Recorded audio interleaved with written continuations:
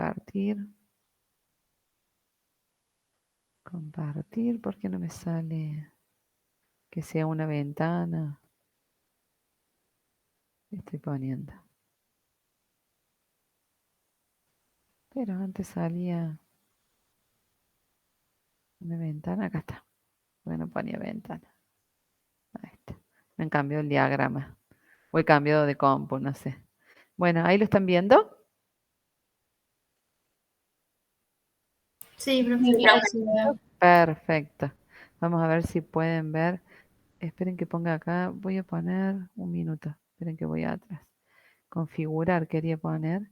Porque a veces le tengo que poner acá para que se vea. Aceptar. Entonces ahora vamos a poner desde el principio. Bueno, ¿ahí lo ven enterito? Sí. ¿Ven que pasa una diapo o no? Sí, ahí recién pasó y volvió a la Entonces estamos ahí. Bueno, el tema que vamos a ver hoy es urgencias en periodoncia. Dentro de las urgencias tenemos, por un lado, un grupo que son los abscesos y por otro lado, la gingivitis necrotizante, que es lo que antes llamábamos GUNA. Esperen que se los paso. Bueno, dentro de los abscesos vamos a estudiar el absceso gingival y el absceso periodontal. Son diferentes por la localización que tienen. Y dentro de lo que era laguna vamos a estudiar lo que hoy en la nueva terminología, en la nueva clasificación, lo determina como enfermedades periodontales necrotizantes. ¿A qué llamamos urgencia? A toda aquella patología que va a requerir que la atención sea rápida, que sea pronta. Porque se manifiesta generalmente con presencia de dolor.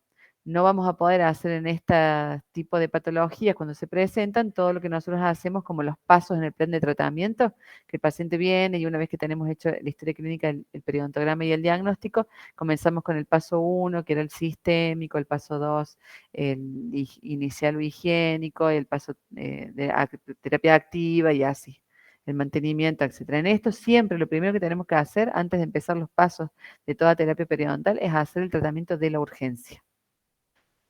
Fase de urgencia, entonces. El objetivo de esta fase es detener la destrucción del soporte periodontal y controlar las molestias, generalmente es el dolor, que presenta el paciente. Después el que quiera leer este artículo, que es donde saqué estas definiciones, se lo puedo pasar. Y después tenemos una fase definitiva en la que se va a establecer el plan de tratamiento adecuado, de acuerdo, por ejemplo, a la bolsa periodontal que se originó el absceso. Entonces, ¿qué vamos a hacer en esta fase definitiva? Una vez que salvamos la urgencia, vamos a decir, bueno, vamos a hacer la fase inicial, que sería enseñarle al paciente a cepillar y a lo mejor indicarle un cepillo interdentario para esa zona donde se inició el absceso. Luego vamos a hacer la fase activa, que sería la instrumentación subgingival. Luego hacemos la reevaluación y de ahí vemos si pasamos a una fase quirúrgica o pasa a una fase de mantenimiento. Esa sería la fase definitiva. Pero lo primero que tengo que hacer es controlar los síntomas. Es la fase de urgencia y detener, por supuesto, la destrucción del soporte. Entonces, acá es para que lo tengan bien claro, estas eran las fases del tratamiento periodontal, que empezaba con la sistémica, higiénica y activa, la reevaluación, la fase 3 que era correctiva quirúrgica y la fase 4 de soporte. En la urgencia, primero atiendo la urgencia, luego voy a iniciar un plan de tratamiento con las diferentes fases. ¿Está claro eso? Son las únicas patologías. Yo ahí les había puesto en las vacaciones un cuento para que ustedes leyeran, no sé si alguno lo leyó, que es un cuento que se llama Un día de estos y lo escribe Gabriel García Márquez, que seguramente han leído otras novelas escritas por él, pero también en la literatura existen cuentos donde hablan de los síntomas de la enfermedad periodontal. Y por ejemplo, este dice que se trata de un dentista, pero que no es dentista, porque es dentista sin título, eh, que de la vidriera saca dentaduras postizas y montadas en un molde de yeso, así que por lo que describe sería un técnico dental el que atiende, no un odontólogo. Lo describe, bueno, cómo está vestido, todo, y a la casa de este dentista sin título acude una mañana con una urgencia el intendente del pueblo.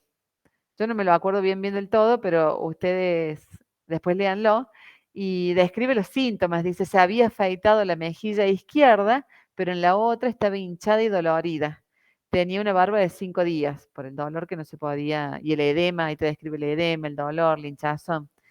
Dice el alcalde que si le sacas la muela O sea, el tratamiento que siempre se creía o lo popular que se cree en la sociedad es que si uno viene con la cara hinchada hay que sacar la muela. Y otra creencia muy común que hay, que muchas veces los pacientes se las van a decir a ustedes, tiene que ser sin anestesia, le dice este dentista sin título. ¿Y por qué? Porque tiene la cara hinchada, porque hay infección, porque tiene un absceso. Entonces, si hay un absceso, la anestesia no va a tomar. Bueno, todos estos mitos, este cuento está muy bueno porque describe signos y síntomas del absceso periodontal y un montón de mitos de eso de atenderlo sin anestesia, de que, bueno, que hay que sacar la muela, que el absceso no se puede tratar de otra forma. Pero aunque no crean, esas cosas tan así populares y antiguas como parecen, por la época que fue escrito el cuento, hoy en día muchos pacientes que van al consultorio le dicen, vengo a sacarme la muela porque tengo la cara hinchada o porque me duele. Pero no, todo tratamiento, todo absceso tiene un tratamiento. Los abscesos periodontales ya fueron descriptos, recién se los tuvo en cuenta en la descripción o en la clasificación de las enfermedades periodontales en la clasificación de la Academia Americana en el año 1999, es decir, que no hace tanto, sino que ahí por primera vez se incluyó esta patología como una entidad independiente.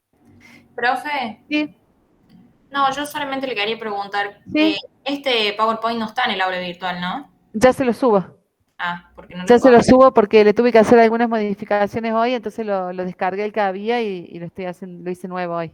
Ah, bien, bien. Entonces los voy a subir.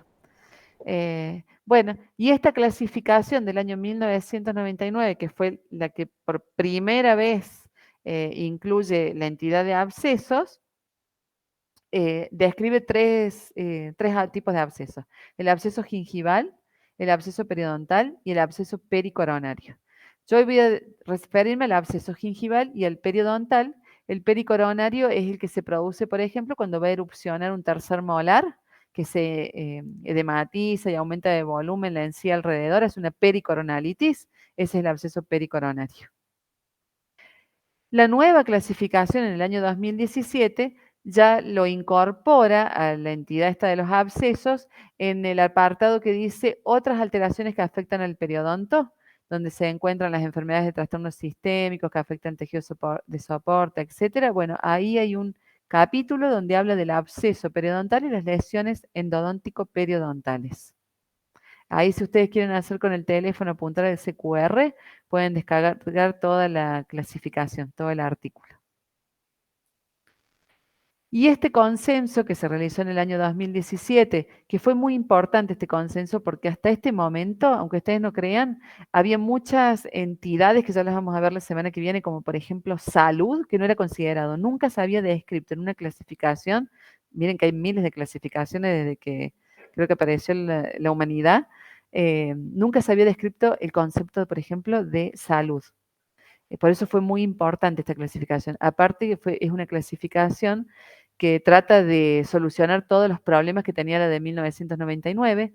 Es importante porque se reúnen toda la sociedad europea con la Academia Americana y todos llegan a un consenso, porque si no antes teníamos por un lado lo que decían los norteamericanos, por otro lado lo que decían los europeos. Y también es muy importante, que ya vamos a la semana que viene, que incluye un nuevo concepto, que es el concepto de salud perimplantar y de mucositis y perimplantitis, es decir, las enfermedades que afectan a los implantes, que eso antes tampoco estaba considerado en ninguna clasificación periodontal. Y esta clasificación define, porque da muchas definiciones, así como define salud, también da definiciones de lo que es la enfermedad periodontal y da una definición de lo que es el absceso periodontal. Y nos dice que es una acumulación localizada de pus que puede ocurrir en una bolsa periodontal preexistente o en un surco gingival previamente sano. Se produce destrucción tisular rápida y está asociada a un riesgo de diseminación sistémica. Y da diferentes clasificaciones. Dice que estos abscesos periodontales pueden darse en pacientes que tienen periodontitis, o sea que tienen una bolsa periodontal previa, o en pacientes sin periodontitis, sin bolsa periodontal previa. Aquellos que tienen una bolsa periodontal, es decir, que tienen la enfermedad periodontitis, puede ser por una exacerbación aguda, en periodontitis no tratadas, en periodontitis refractarias, son esas que no responden al tratamiento y vuelven a aparecer, durante el mantenimiento, o pueden ser también que se produzcan post tratamiento, ¿Qué quiere decir esto? Post una sesión de raspaje, ustedes raspan una bolsa, no eliminan todo el cálculo que hay en el interior hasta el fondo, la bolsa se contrae, queda cálculo abajo y hace un absceso. Pueden ser también post cirugía o post medicación. Y aquellos pacientes que no tienen periodontitis, así que no tienen una bolsa periodontal previa donde se produzca el absceso, puede ser producido por diferentes causas, como por ejemplo impactación de alimentos, hábitos perniciosos, como por ejemplo morderse una uña y hay gente que se clava la uña en la encía, factores ortodónticos, hiperplasia gingival, alteraciones en la superficie radicular, que estas pueden ser alteraciones anatómicas graves, anatómicas menores, como por ejemplo la presencia de una perla damantina, iatrogenia, por ejemplo, perforaciones, cuando están colocando, por ejemplo, un perno o haciendo un tratamiento de conducto que hacen una iatrogenia, una falsa vía y hacen una perforación en esa raíz. Daño radicular grave, por ejemplo, un absceso que se produzca por una fisura o una fractura, o también puede ser producido por reabsorciones radiculares externas. El absceso por impactación es lo que antes en la clasificación de 1999 llamábamos absceso gingival. Se caracteriza porque su evolución es muy aguda, es repentina, se produce por una causa etiológica que es la introducción de un cuerpo extraño, que en muchos libros antiguos de Linde o de Carranza o el Glickman viejo dice que es producido por una espina de pescado, por la introducción de una espina de pescado, como por ejemplo, como cuerpo extraño describe eso.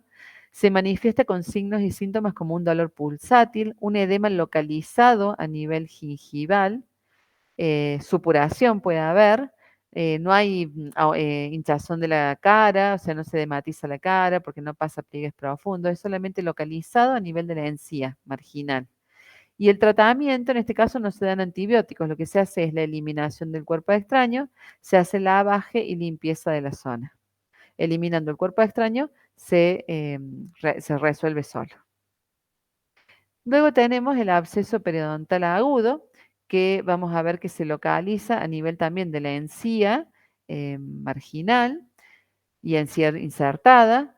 La profundidad, va a haber profundidad de bolsa aumentada, presenta dolor pulsátil e irradiado, puede haber sensibilidad también a la percusión vertical y a la palpación, es negativo a la percusión horizontal. El elemento dentario puede presentar movilidad, puede haber adenopatía y puede haber fiebre. ¿Por quién es producida estas patologías? Bueno, por las mismas bacterias que nosotros conocemos periodontales, como por ejemplo la Porphyromonas gingivalis, la intermedia, el Fusobacterium nucleatum, la Tenellera forsythia, el Agregatibacter. Todas esas bacterias que nosotros estudiamos cuando vimos biofilm de la enfermedad periodontal, bueno, son las mismas que producen, responsables de producir los abscesos, porque es una patología periodontal. ¿Qué se produce? Se produce invasión, las bacterias invaden la superficie tisular, el tejido, se produce por parte del huésped una respuesta inflamatoria aguda, donde va a liberar niveles de citoquinas que van a aumentar, el tejido conectivo se encapsula la lesión y luego se produce por desgranulación y necrosis de los polimorfos nucleares neutrófilos la formación de pus. ¿Qué tratamiento vamos a hacer para el absceso periodontal agudo? Vamos a hacer un tratamiento local con enjuagues utilizando colutorios, como por ejemplo, ¿cuál puede ser que estudiaron con control químico? Que vimos los otros días. ¿Cuál indicarían ustedes? ¿Están ahí todavía? ¿Con qué harían el tratamiento? ¿Qué le indicarían al paciente? ¿Se han ido o están ahí o se cortó? ¿O pusieron la cámara y se fueron? ¿Estoy sola dando el teórico? ¿Qué tratamiento harían? ¿Qué enjuague le darían al paciente? ¿Qué colutorio? ¿Lo vieron cuando vimos? ¿Podría ser de clorexidina? Claro, perfecto, clorexidina, sí, enjuagues con clorexidina. Y tenemos que hacer el drenaje del absceso, que lo podemos hacer mediante una incisión con bisturí o a través de la bolsa con una cureta haciendo raspaje. ¿Estamos? Bueno. También tenemos que darle, cuando hay compromiso sistémico, por ejemplo, hay fiebre o hay adenopatías, vamos a tener que darle un antibiótico. El antibiótico de elección para el caso de los abscesos es darle amoxicilina 500 miligramos más ácido clavulánico de 125 miligramos cada 8 horas. Luego lo vamos a controlar a los 48 horas. Si los síntomas ceden, se medica por 48 horas más, un total de 5 días y listo. Antes dábamos entre 7 y 10 días la medicación. Hoy en día se está tratando de, los protocolos nuevos son cada vez dar menos medicación antibiótica, ¿sí? Y las manifestaciones que podemos encontrar es esto, ven la localización a nivel de la encía insertada, afectando también la encía marginal, miren acá, todos estos son abscesos periodontales agudos. No pasa los pliegues mucogingivales, por lo tanto no presenta edema a nivel facial. El edema, el aumento de volumen, solamente es una de localización gingival. Y eso puede ser pregunta del examen. El absceso periodontal también puede ser crónico, donde los síntomas son leves, puede haber supuración a través de la bolsa periodontal o a través de una fístula, presenta un dolor sordo irradiado, hay una ligera elevación del diente, muchas veces el paciente manifiesta, el síntoma característico del manifiesta es que siente el diente elongado, como que con ese diente toca antes que con el resto, ¿sí? Es la sensación de diente elongado, esto es característico, y eso puede ser pregunta de parcial del absceso periodontal crónico. Y vamos a encontrar en el crónico, a diferencia del agudo y a diferencia del absceso gingival, manifestación a nivel radiográfico. Vamos a observar pérdida ósea radiográfica, que puede ser acá, por ejemplo, a nivel de la furca o acá a nivel proximal. Bueno, acá les traje un caso clínico. Esto es un absceso periodontal crónico, donde tenemos presencia de bolsa solamente en este sitio. Acá ya la paciente cuando viene a realizarse la cirugía ya habían seguido los síntomas del absceso que estaba localizado en esta zona, se había desinflamado y decidimos hacer para tratarlo, levantar un colgajo. Era un elemento dentario que también tenía un tratamiento de conducto hecho y miren lo que tenemos. Aparte de tener una pérdida a este nivel, esta ventanita, tenemos acá una pérdida ósea, acá hay sangre, pero tenemos una pérdida del tejido óseo a nivel proximal. Vamos a hacer ahora el diagnóstico. ¿Cómo diagnosticamos si un absceso es de origen periodontal o es de origen endodóntico, el absceso apical? ¿Sí? Uno es la localización de la tumefacción. En el absceso periodontal, es como ven acá en esta foto, a ver si tengo el cursor acá, se localiza, el aumento de volumen, la tumefacción, se localiza a nivel gingival. En cambio, en el absceso pulpar o apical, que es de origen pulpar, van a ver que pasa los pliegues mucogingivales y produce tumefacción facial, es decir, hinchazón de la cara. Hay edema facial. ¿Sí? También tenemos que valernos de los test de vitalidad. Si el absceso es de origen pulpar, ¿qué les parece? ¿Va a responder a los test de vitalidad, el frío y el calor o no? Viene el paciente con la encía hinchada, supongamos. Le coloco el hielo o le coloco el frío y cuento a ver si el paciente responde o no. ¿Qué les parece? Si el test de vitalidad es negativo, ese absceso, tengo que pensar que es de origen pulpar o es de origen periodontal. ¿Qué les parece? Par. Profe. Pulpar. Si es negativo, es pulpar, porque se ha producido una necrosis y esa necrosis es la que produce el absceso apical. Mientras que para que haya un absceso periodontal, el diente está vital, no está afectada la pulpa, por eso es periodontal, ¿sí? Entonces eso acuérdense bien. Uno, la localización, otro, la vitalidad, la imagen radiográfica, que ya vamos a ver algunas imágenes, pero generalmente cuando el absceso periodontal es agudo, no hay imagen radiográfica. Cuando el absceso periodontal es crónico, hay imagen radiográfica. Y de acuerdo a la localización, vamos a ver si es apical o pulpar. Si es apical pulpar, de origen pulpar, o si es periodontal. La condición periodontal es muy importante también, porque un absceso de origen periodontal va a tener presencia de bolsa. Cuando yo mido, va a tener pérdida de inserción, aumento de la profundidad de sondaje. ¿Qué les parece? ¿Qué opinan ustedes?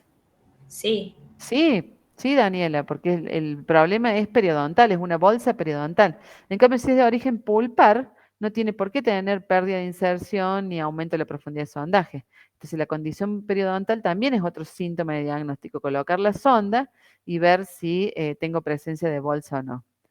Otra cosa que tengo que fijarme es la presencia de caries o de obturaciones grandes. Por ejemplo, si yo veo este elemento dentario que está, tiene un cambio de coloración negruzco, tengo que pensar que acá hubo un traumatismo, por lo tanto, hubo una necrosis de ese paquete vasculonervioso. Por lo tanto, si tengo un absceso en este elemento dentario, ¿de qué voy a pensar que es? ¿Pulpar o periodontal?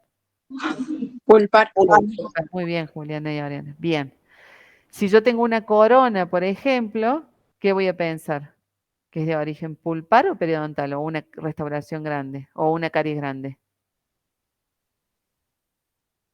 De origen pulpar también. Perfecto, pulpar, porque lo que está afectado es el nervio, la pulpa, el paquete vasculonervioso, no los tejidos periodontales. Y si yo tengo, por ejemplo, un absceso, otro síntoma otra prueba que puedo hacer para llegar al diagnóstico es el cateterismo de la fístula. Coloco un cono de gutapercha a través de la fístula, la canalizo y tomo una radiografía periapical. Y de acuerdo a dónde se dirige ese cono, puedo determinar el origen, si es apical o periodontal. Ahora vamos a ver qué es lo que se ve en la radiografía. Pero entonces ustedes recuerden que es muy importante tener en cuenta la localización, si es a nivel del gingival o si pasa el pliegue mucogingival y produce edema facial, que ya va a ser de origen endodóntico, es un absceso apical. Si está localizado a nivel de la encía, es un absceso periodontal. Tienen que tener en cuenta también los test de vitalidad. Si es positivo, es periodontal; si es negativo, hay necrosis, es pulpar. Tienen que tener en cuenta también la palpación, la percusión. Si responde, o sea, si duele a la percusión vertical, es de origen periodontal. Y siempre recuerden que el síntoma del absceso periodontal es el del diente elongado. En cambio, si la respuesta es positiva a la percusión horizontal, tengo que pensar que el origen es endodóntico. Otra forma también de hacer el diagnóstico, dijimos recién, vuelvo a lo anterior, es ver los tejidos periodontales, la condición periodontal y la presencia de bolsa y de pérdida de inserción colocando la sonda. Si hay bolsa y pérdida de inserción, tengo que pensar que el origen es periodontal. El pulpar va a ser un surco sano. Y también tengo que observar la presencia de caries o de obturaciones, que eso, si son caries o obturaciones grandes o tiene la presencia de una corona o un traumatismo, tengo que pensar que se ha producido una necrosis que está afectada a la pulpa y por lo tanto es de origen pulpar. Y otra prueba es el cateterismo de la fístula. Yo coloco un cono de gutapercha y tomo luego una radiografía. Entonces tenemos acá, por ejemplo, diferentes imágenes radiográficas. A ver, ¿qué les parece a ustedes? ¿De qué origen van a ser estas imágenes? Esta primera imagen, ¿qué les parece? Si hay un absceso en este elemento dentario, que tiene un diente elongado, que tiene una pérdida a nivel de la furca, pérdidas de tejido óseo a nivel proximal, ¿qué les parece? ¿Es de origen pulpar o periodontal esta imagen? ¿A qué les hace pensar? Periodontal. Periodontal, muy bien.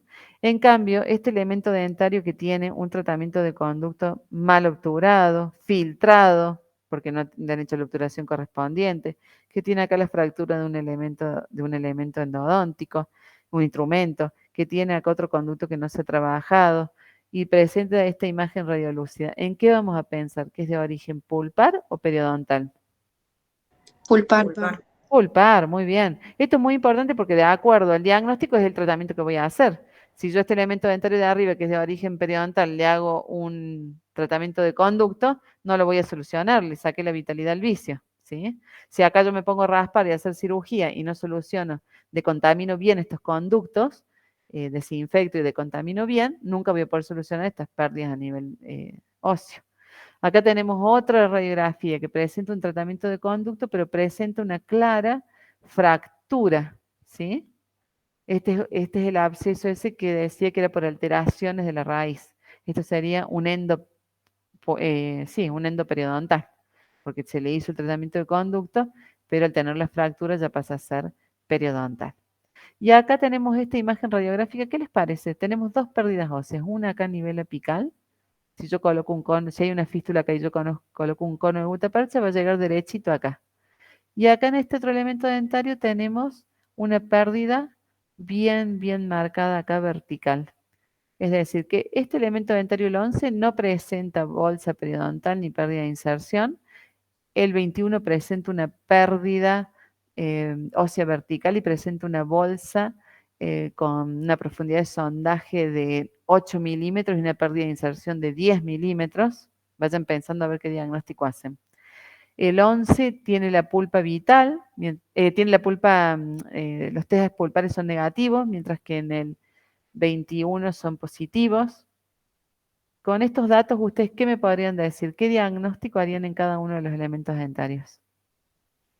En el 11 es pulpar y en el 21 es periodontal. Perfecto, muy bien, perfecto. Bueno, lo tienen claro entonces, ¿sí? ¿A eso? Porque esto es muy importante en la clínica. Entonces, ¿qué es lo que vamos a hacer? Vamos a hacer el tratamiento endodóntico en el 11 y en el 21 vamos a hacer el tratamiento periodontal. Y miren cómo con el tratamiento endodóntico se va resolviendo esta lesión periapical y en el 21 no hacemos el tratamiento de conducto, solamente tratamos esta lesión y miren cómo se va rellenando este defecto óseo que teníamos acá. ¿Sí? Bien. Acá está en el elemento anterior 11, absceso periapical, en el 21, periodontal. Acá tenemos otro caso clínico. En este caso clínico lo que se produce acá es una fractura o fisura radicular. Esto, el único tratamiento que tiene es la extracción de la pieza dentaria. Muchas veces, para poder diagnosticar, nosotros vemos en la radiografía y decimos, bueno, puede ser que pueda hacer un retratamiento porque está corto, porque no ha llegado bien, entonces lo voy a desobturar y lo voy a retratar. Muchas veces el diagnóstico de la fractura de la fisura es difícil de poder realizarlo solamente con una radiografía o con la clínica. Para poder detectar esa fractura, debo levantar un colgajo de acceso, que es lo que vamos a ver ya dentro de 2 semanas, vamos a empezar a tratar eso. Y el tratamiento de esa fisura es un daño radicular grave. La única alternativa es la extracción, porque no tiene tratamiento. Y uno de los síntomas característicos de esto es la prueba de la cuña. Ustedes le ponen una maderita o un palito de helado o una espátula esas para la garganta y lo hacen morder al paciente y el paciente les va a relatar un dolor intenso. No va a poder cerrar la boca ni apoyar el elemento dentario. Ese es uno de los síntomas que nos hace sospechar de una fractura. También la presencia de una bolsa. Cuando yo sondeo en la zona de la fractura hay una bolsa con aumento de la profundidad de sondaje.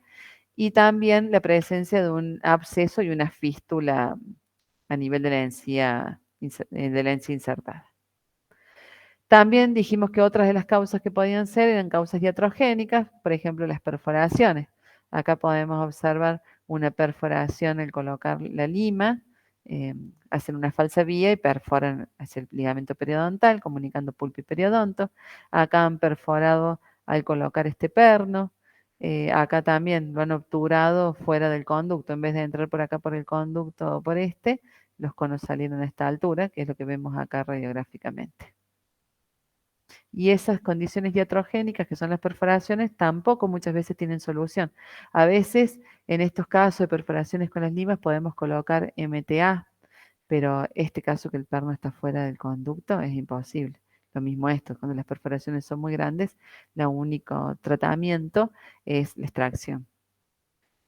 Bueno, está entonces claro los abscesos, para que pasemos a ver lo que es las enfermedades necrotizantes. Los abscesos, entonces recuerden que puede haber, por un lado, el absceso gingival, que era el absceso ese que por un cuerpo extraño, que eliminamos el cuerpo extraño, limpiamos las zonas, hacemos una asepsia, utilizamos colutorios, enjuagues con colutorios y se cura, ¿sí? Ese es el tratamiento, la eliminación del cuerpo extraño. Luego tenemos los abscesos periodontales, el gingival. Los periodontales, que pueden ser agudos o crónicos. Cuando hay manifestación sistémica en el absceso periodontal, vamos a dar un antibiótico, que es la amoxicilina 500 miligramos, más ácido clavulánico 125 miligramos, cada 8 horas, y lo damos 48 horas, controlamos al paciente, y si los síntomas están remitiendo, se lo damos 48 horas más, entonces en un total de 5 días de antibiótico. Y luego lo suspende. Y los tratamientos son diferentes, de acuerdo, tenemos que drenar ese absceso, que puede ser el drenaje por la bolsa o con una incisión.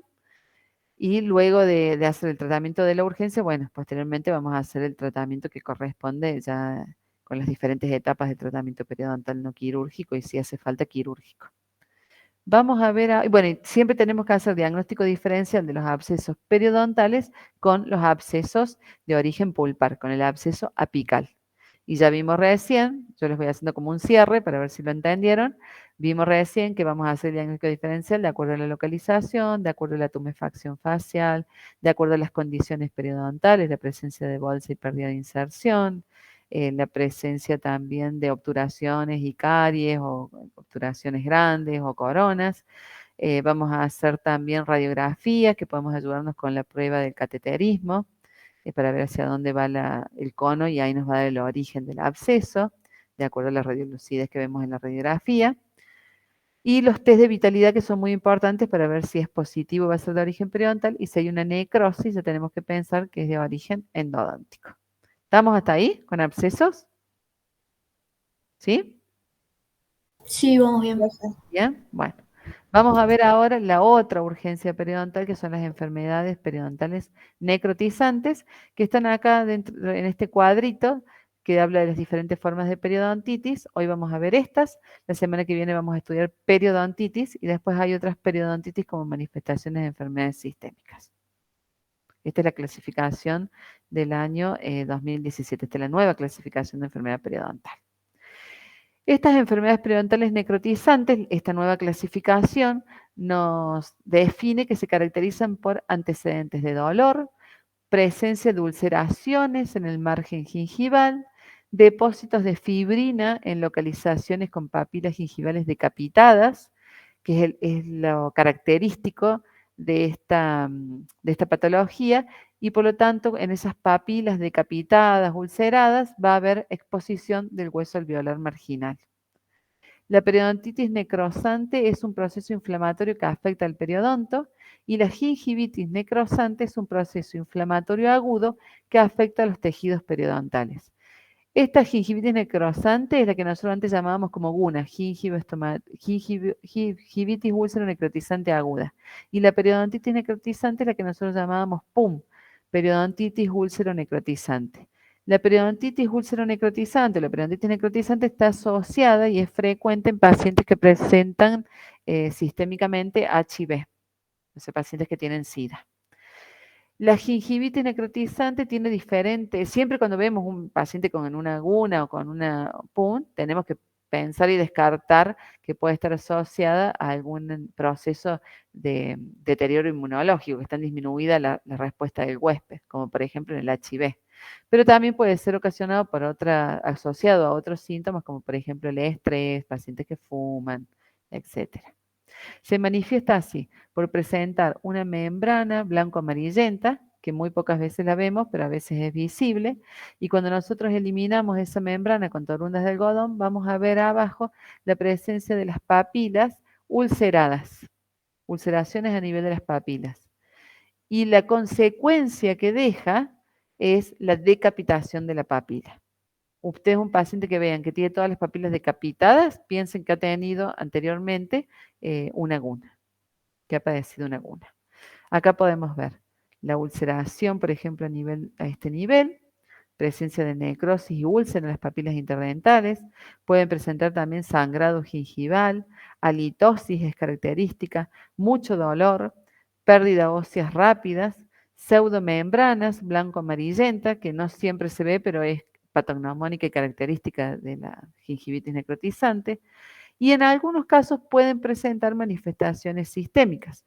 Dentro de las manifestaciones sistémicas puede presentar fiebre, linfoadenopatías, malestar general. Entonces, bueno, miren, acá en esta foto podemos ver esa pseudomembrana blanco-amarillenta, acá en palatino, que cubre toda la superficie, que yo les decía recién que es difícil de verla. Puede ser de color blanco amarillento y a veces puede ser de color grisáceo. Esa es la pseudomembrana.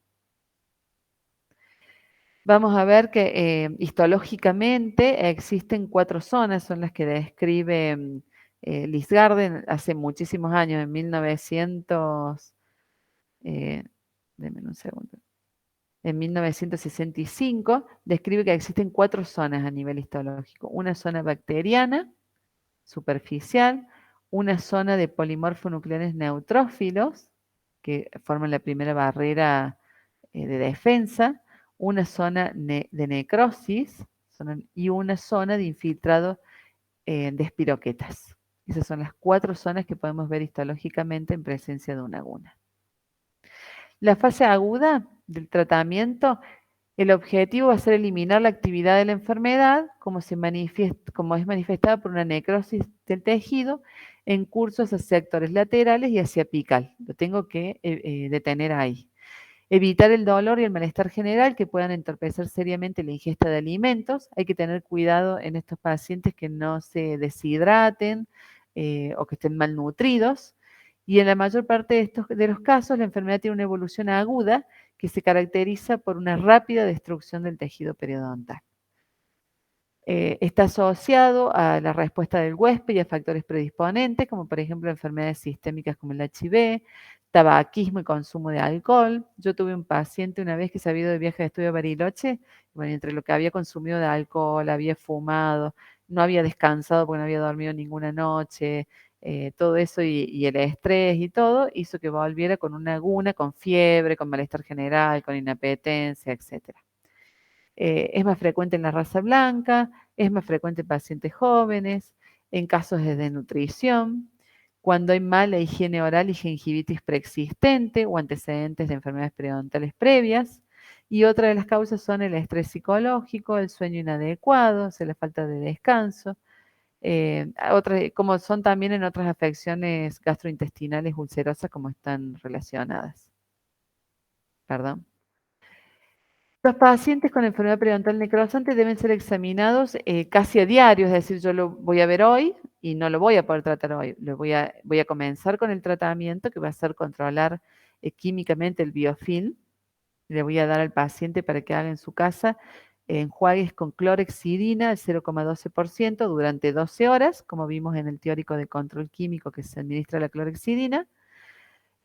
Los agentes oxidados, es decir, el agua oxigenada, solo la voy a utilizar en el consultorio, no le voy a dar buches con solución de Prince o con agua oxigenada, solamente lo voy a utilizar en el consultorio, embebiendo torunditas de algodón en agua oxigenada al 3%, y voy a embeber una torundita y voy a limpiar una papila, por ejemplo. Si el cursor es una torundita, voy a limpiar esta papila y la descarto.